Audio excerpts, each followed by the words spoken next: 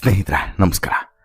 ಚಿತ್ರರಂಗದಲ್ಲಿ ಮೆರೆದಂತ challenging star D boss Darshan ಬದುಕಿನಲ್ಲಿ ಕಾನೂನಿನ ಕುಣಿಕೆ ದಿನದಿಂದ ದಿನಕ್ಕೆ ಬಿಗಿಯಾಗ್ತಾನೆ ಇದೆ, ಅಥವಾ ಅದೃಷ್ಟ ಕೈ ಕೊಡ್ತಾನೆ ಇದೆ.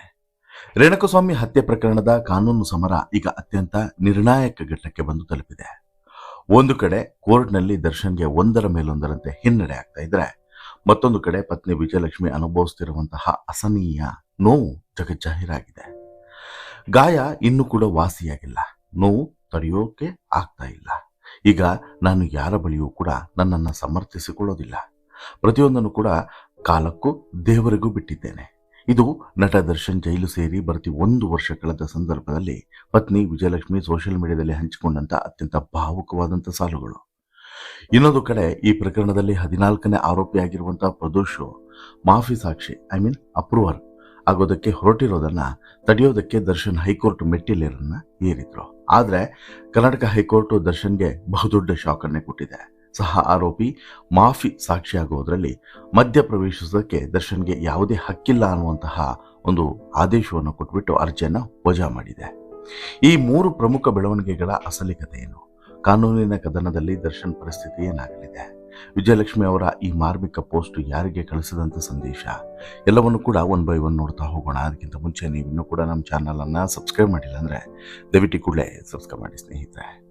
ನೋಡಿ, ಇಲ್ಲಿ ರೇಣುಕಸ್ವಾಮಿ ಮತ್ತು ದರ್ಶನ್ ಅಥವಾ ದರ್ಶನ್ ಅಂಡ್ ಪಟಾಲಂ ಈ ಪ್ರಕರಣದ ತನಿಖೆಯನ್ನ ಅಥವಾ ವಿಚಾರಣೆಯನ್ನ ಅತ್ಯಂತ ಪ್ರಮುಖ ತಿರುವು ಅಂತ ಹೇಳಿದ್ರೆ ಅದು ಪ್ರದೋಷ್ ಮಾಫಿ ಸಾಕ್ಷಿಯಾಗಿ ಅರ್ಜಿಯನ್ನು ಸಲ್ಲಿಸಿರುವಂಥದ್ದು. ಹೌದು, ರೇಣುಕಸ್ವಾಮಿ ಹತ್ಯೆ ಪ್ರಕರಣದಲ್ಲಿ 14ನೇ ಆರೋಪಿಯಾಗಿರುವಂತಹ ಪ್ರದೋಷ್ ಎಸ್ ರಾವ್ ವಿಚಾರಣಾಧೀನ ಕೋರ್ಟ್ನಲ್ಲಿ ತಾನು ಮಾಫಿ ಸಾಕ್ಷಿ ಅಪ್ರೂವರ್ ಆಗೋದಾಗಿ ಮತ್ತು ಕೃತ್ಯದ ಸಂಪೂರ್ಣ ಸತ್ಯಾಸತ್ಯತೆಯನ್ನ ಕೋರ್ಟ್ ಮುಂದೆ ಬಿಚ್ಚಿರೋದಾಗಿ 11 ಪುಟಗಳ ಅರ್ಜಿಯನ್ನ ಸಲ್ಲಿಸಿದ್ದ.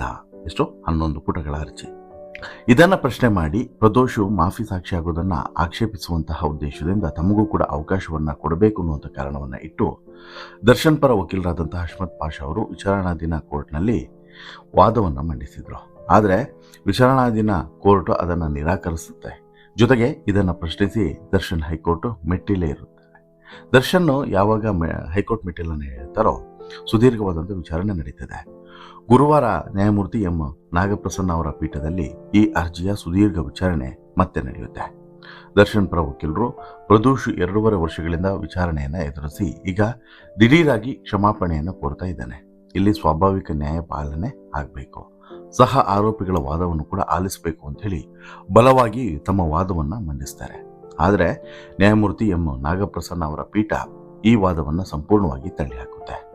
ಸಹ ಆರೋಪಿಗೆ ಕ್ಷಮೆ ನೀಡಿ ಮಾಫಿ ಸಾಕ್ಷಿಯನ್ನಾಗಿ ಮಾಡುವಂಥ ಪ್ರಕ್ರಿಯೆಯಲ್ಲಿ ಇತರ ಆರೋಪಿಗಳಿಗೆ ಮಧ್ಯ ಪ್ರವೇಶಿಸುವಂತಹ ಯಾವುದೇ ಹಕ್ಕು ಇಲ್ಲ ಅಥವಾ ಆಕ್ಷೇಪ ಮಾಡುವಂಥ ಅಧಿಕಾರವೂ ಕೂಡ ಇಲ್ಲ.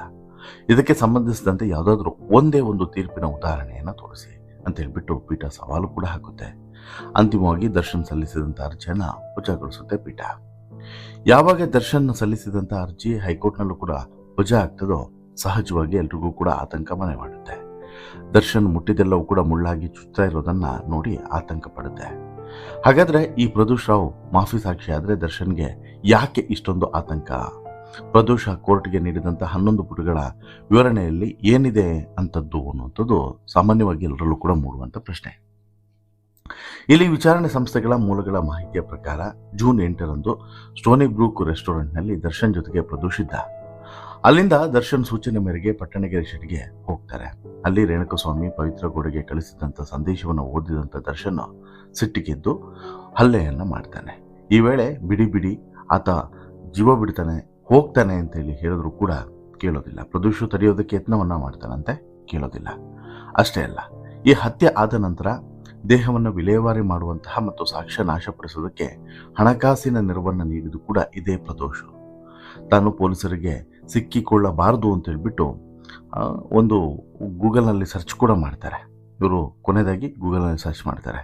ಎಲ್ಲಕ್ಕಿಂತ ಮುಖ್ಯವಾಗಿ ಪ್ರದೋಷ್ ತನ್ನ ಅರ್ಜಿಯಲ್ಲಿ ಕೃತ್ಯ ಮುಚ್ಚಿ ಹಾಕೋದಕ್ಕೆ ಸಹಾಯ ಮಾಡಿದರೆ ನನ್ನ ಗನ್ನಿಂದ ಶೂಟ್ ಮಾಡಿಕೊಂಡು ನಾನು ಸಾಯ್ತೀನಿ ಅಂತಲೂ ಕೂಡ ದರ್ಶನ್ ಬೆದರಿಕೆಯನ್ನು ಹಾಕ್ಕೊಂಡಿದ್ರು. ಅಂದರೆ ತನಿಗೆ ತಾನೇ ಶೂಟನ್ನು ಮಾಡ್ಕೊಳ್ತೀನಿ ಅಂತಲೂ ಕೂಡ ದರ್ಶನ್ ಹೇಳಿದ್ರು ಅನ್ನುವಂಥ ಸ್ಫೋಟಕ ಆರೋಪವನ್ನು ಕೂಡ ಪ್ರದೋಷ್ ಮಾಡಿದ್ದಾನೆ.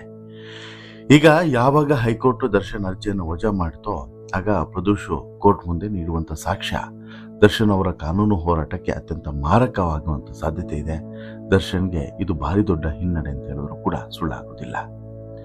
ಇದಿಷ್ಟು ಒಂದು ಭಾಗವಾದರೆ ಮತ್ತೊಂದು ಭಾಗದಲ್ಲಿ ಯಾವಾಗ ಇಲ್ಲಿ ಕೋರ್ಟ್ ಅಂಗಳದಲ್ಲಿ ಇಷ್ಟೆಲ್ಲ ಹಿನ್ನಡೆ ಆಗೋದಕ್ಕೆ ಶುರುವಾಯಿತು, ಇದರ ಬೆನ್ನಲ್ಲೇ ಅತ್ತ ದರ್ಶನ್ ಪತ್ನಿ ವಿಜಯಲಕ್ಷ್ಮಿ ಅವರು ಮನದಾಳದ ವೇದನೆಯನ್ನ ಕಟ್ಟಿ ಹೊಡೆಯುವ ರೀತಿಯಲ್ಲಿ ಸ್ಫೋಟಿಸಿದ್ದಾರೆ.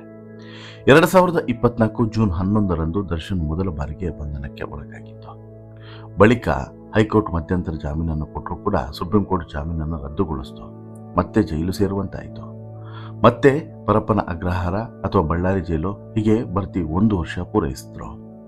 ಈಗ 2 ವರ್ಷ ಆಯಿತು. ಸುದೀರ್ಘವಾಗಿ 2 ವರ್ಷದಿಂದ ಪತಿ ಜೈಲಿನಲ್ಲಿ ಇರೋದನ್ನ ಮತ್ತು ಪ್ರತಿದಿನ ಕಾನೂನು ಸಮರದಲ್ಲಿ ಎದುರಾಗ್ತಿರುವಂತಹ ಹಿನ್ನಡೆಯನ್ನ ಈಗ ವಿಜಯಲಕ್ಷ್ಮಿ ಅವರು ಒಂದು ರೀತಿಯಲ್ಲಿ ಕಂಗಿಡುವಂತೆ ಮಾಡಿದೆ. ದರ್ಶನ್ ಜೊತೆಗಿನ ಫೋಟೋವನ್ನು ಹಂಚಿಕೊಂಡಂತ ವಿಜಯಲಕ್ಷ್ಮಿ ಅವರು ಬರೆದಂತಹ ಸಾಲುಗಳು ಪ್ರತಿಯೊಬ್ಬರ ಕಣ್ಣಂಚನ್ನು ಕೂಡ ಒದ್ದೆ ಮಾಡ್ತಾ ಇದ್ದಾವೆ. ಗಾಯ ಇನ್ನೂ ಕೂಡ ವಾಸಿಯಾಗಿಲ್ಲ, ನೋವು ಇನ್ನೂ ಕೂಡ ಅಸಹ್ಯವಾಗಿಯೇ ಇದೆ. ಅರ್ಥವಾಗದ ವಿಚಾರಗಳನ್ನ ಜಗತ್ತು ತನ್ನದೇ ರೀತಿಯಲ್ಲಿ ತೀರ್ಪು ಕೊಡಬಹುದು.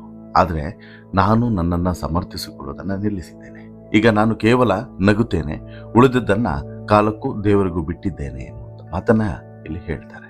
ಹೌದು ವೀಕ್ಷಕರೇ, ಸಮಾಜದ ನಿಂದನೆಗಳು, ಮಾಧ್ಯಮಗಳ ಚರ್ಚೆಗಳು ಮತ್ತು ಒಂಟಿಯಾಗಿ ಕುಟುಂಬವನ್ನು ಸಂಭಾಳಿಸುವಂತಹ ಹೊಣೆಗಾರಿಕೆ, ಈ ಎಲ್ಲದರ ನಡುವೆ ವಿಜಯಲಕ್ಷ್ಮಿ ಅನುಭವಿಸುತ್ತಿರುವಂತಹ ಮಾನಸಿಕ ಯಾತನೆ ಈ ಸಾಲುಗಳಲ್ಲಿ ಸ್ಪಷ್ಟವಾಗಿ ಎದ್ದು ಕಾಣ್ತಾ ಇದೆ.